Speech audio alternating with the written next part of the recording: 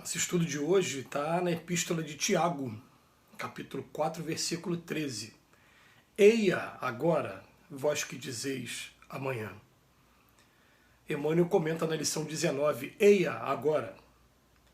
Agora é o momento decisivo para fazer o bem. Amanhã, provavelmente, o amigo terá desaparecido, a dificuldade estará maior, a moléstia terá ficado mais grave, a ferida possivelmente mostrar-se a mais crescida de extensão, o problema talvez surja mais complicado, a oportunidade de ajudar não se fará repetida. A boa semente plantada agora é uma garantia da produção valiosa do porvir. A palavra útil pronunciada sem detença será sempre uma luz no quadro em que vives. Se desejas ser desculpado de alguma falta, aproxima-te agora daqueles a quem feriste e revela o teu propósito de reajustamento. Se te propões auxiliar o companheiro, ajuda-o sem demora para que a bênção de teu concurso fraterno responda às necessidades de teu irmão com a desejável eficiência. Não durmas sobre a possibilidade de fazer o melhor. Não te mantenhas na expectativa inoperante quando podes contribuir em favor da alegria e da paz. A dádiva tardia tem gosto de fel. Eia agora, diz-nos o Evangelho na palavra apostólica. Adiar o bem que podemos realizar é desaproveitar o tempo e furtar do Senhor. O tempo, esse grande amigo nosso, esse que cura um monte de feridas, mas esse também que tem o prazo estabelecido. Às vezes a gente deixa passar um pouquinho e perde a oportunidade. Tem algumas frases da música popular brasileira que me chamam muita atenção com relação ao tempo. Uma delas é o luto sem saída da hora não vivida é bem pior para o coração do que a despedida. Uma frase do poeta Aldir Blanc, né, que desencarnou no ano de 2020, durante a pandemia. Essa frase ela fala muita coisa para mim, sempre disse muita coisa, porque é melhor você aproveitar o tempo e viver do que depois se lamentar a dor de não ter vivido aquele momento. Ele fala pra gente, ó, o momento decisivo para fazer o bem é agora.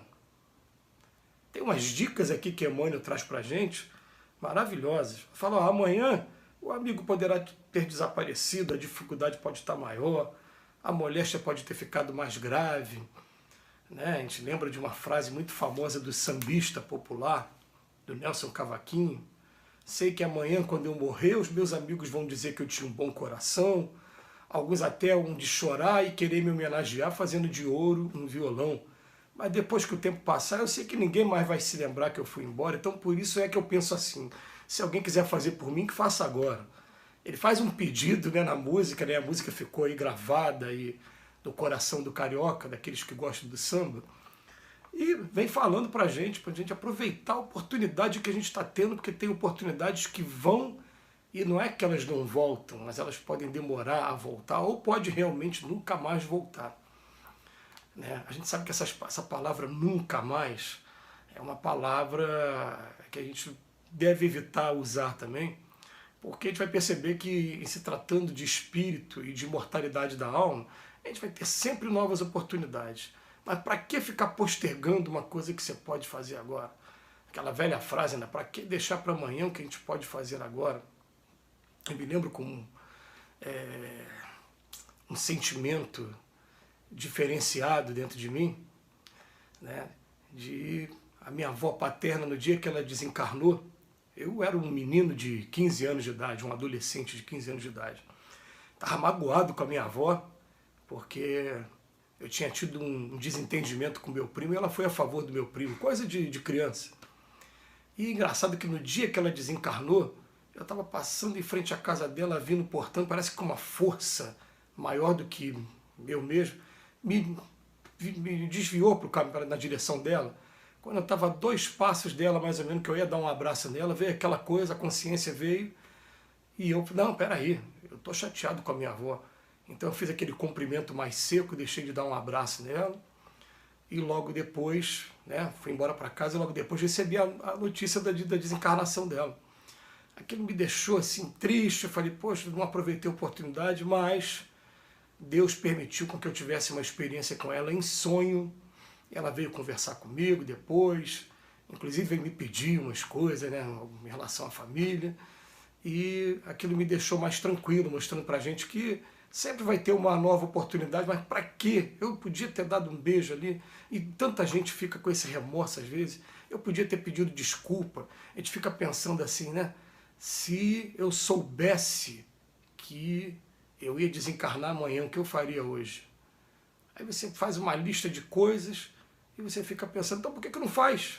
Vamos tentar pensar que amanhã seria o último dia, que quando eu me despedir dos meus filhos, da minha esposa, do meu companheiro, de quem que for aí, a gente pensar assim, e se tivesse sendo a minha última vez?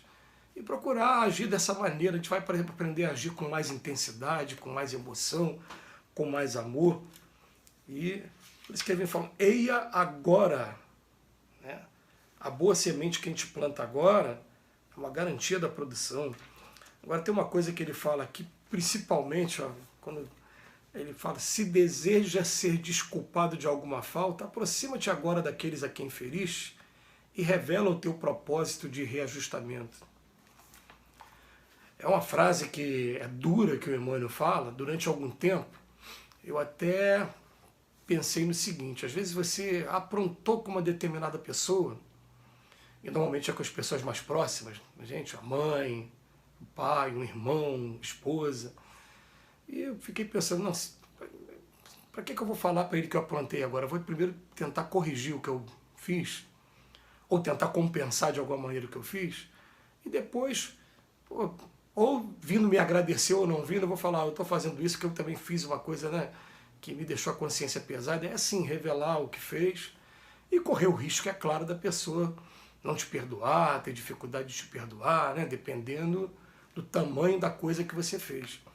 Mas é o próprio Evangelho que vem dizendo, ó, antes de fazer a sua oferenda lá, do valor que você está doando para a tua instituição, ele usa o termo gasofilácio no Evangelho, porque gasofilácio era o local onde era colocado o dinheiro. Ele fala, olha, se você lembrar que alguém tem alguma coisa contra você, vai depressa e reconcilie-te com o teu adversário para que ele não te entregue depois e seja lançado na prisão, onde haverá pranto e ranger de dentes. O que ele está querendo dizer para a gente? Tem oportunidade? Faz isso agora. A pessoa vai ficar às vezes magoada e a gente vai ficar um tempo, né, de expiação por conta do que a gente fez, mas pelo menos a gente teve a hombridade de chegar perto da pessoa e já falar e responder pelas consequências, sim. É interessante a gente começar a ter esse raciocínio, falar, eu mato no peito, assumo o que eu fiz e assumo as responsabilidades do que eu fiz também.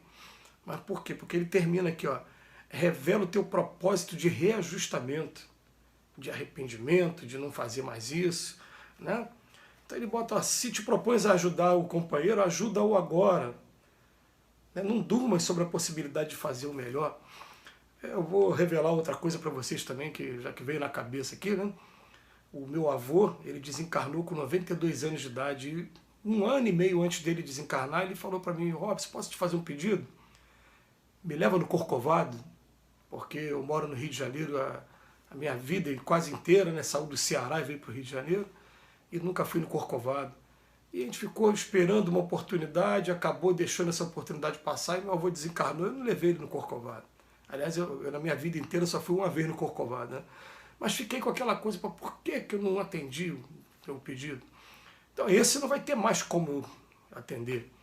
Eu tenho como, através do meu pensamento, através do meu sentimento, me dirigir a ele que está no plano espiritual, tendo a certeza absoluta de que quando o sentimento é real, e o pensamento também é dirigido para ele, ele vai receber o pensamento do quanto eu amo, do quanto ele é uma pessoa importante para mim, do quanto a gente vai estar juntos, enquanto até ele mesmo, agora enquanto espírito, pode ir no Corcovado através do pensamento, quantas vezes ele quiser.